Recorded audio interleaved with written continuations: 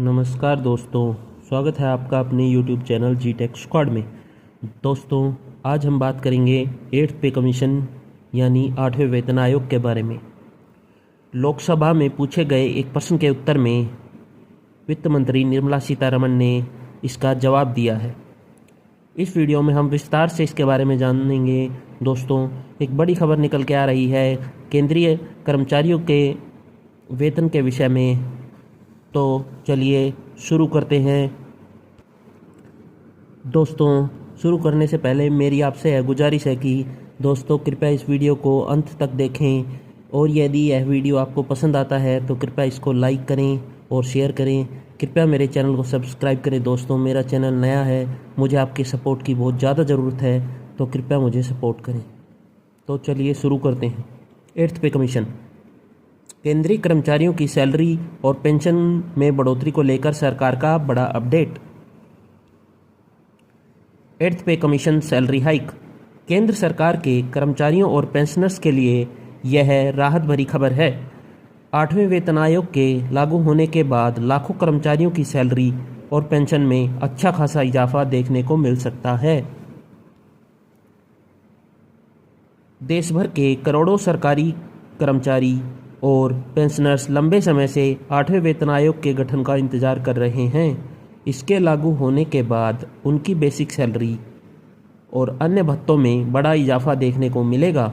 इसी बीच वित्त मंत्री निर्मला सीतारमण ने संसद में इस विषय पर बड़ा अपडेट दिया। 8वें वेतन आयोग पर क्या बोली वित्त मंत्री? वित्त मंत्री ने बताया कि 8वें वेतन आयोग के संदर्भ को लेकर रक्षा मंत्रालय, गृह मंत्रालय, कार्मिक और प्रशिक्षण विभाग समेत कई अहम मंत्रालयों से इनपुट मांगे गए हैं। आयोग की सिफारिशें आने और सरकार द्वारा इन्हें स्वीकार करने के बाद ही सैलरी और पेंशन में बदलाव की पूरी तस्वीर साफ होगी। उन्होंने यह भी बताया कि सरकार में इस समय करीब 36.57 लाख केंद्रीय कर्मचारी 1 मार्च 2025 तक और 33.91 लाख पेंशनर्स 31 दिसंबर 2024 तक हैं। इसके अलावा डिफेंस कर्मचारियों और उनके पेंशनर्स को भी इस वेतन आयोग से लाभ मिलेगा। जनवरी 2025 में ही 8वें वेतन आयोग के गठन की मंजूरी मिली थी। राज्यसभा में वित्त मंत्री ने स्पष्ट किया कि केंद्र सरकार पेंशन में समानता के लिए पूरी तरह से प्रतिबद्ध है। उन्होंने यह भी बताया कि प्रधानमंत्री नरेंद्र मोदी ने जनवरी 2025 में ही 8वें वेतन आयोग के गठन को मंजूरी दी थी। सभी सरकारी पेंशनर्स को मिलेगा बराबर फ़ायदा। इस आयोग का उद्देश्य केंद्रीय सरकारी कर्मचारियों और पेंशनर्स की सैलरी और भत्तों में संशोधन करना है। वित्त मंत्री ने बताया कि लोकसभा से पास हुए फाइनेंस बिल में ऐसे नियम बनाए गए हैं जिससे सभी सरकारी पेंशनर्स को एक समान लाभ मिले और उनके बीच किसी भी प्रकार का भेदभाव न हो। पेंशन को लेकर क्या बदलाव किए गए हैं?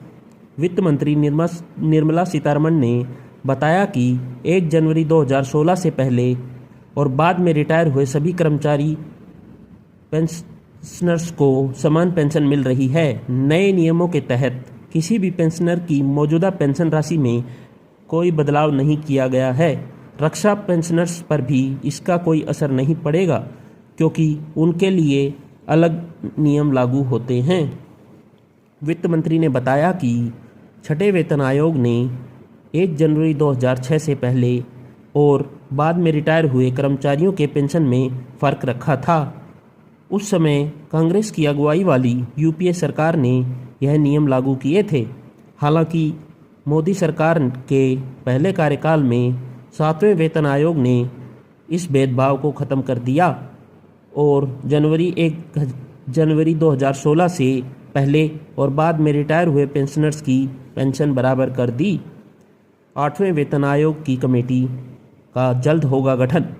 जल्द ही 8वें वेतन आयोग के लिए एक चेयरपर्सन, कम से कम 2 सदस्यों वाली कमेटी का गठन किया जाएगा।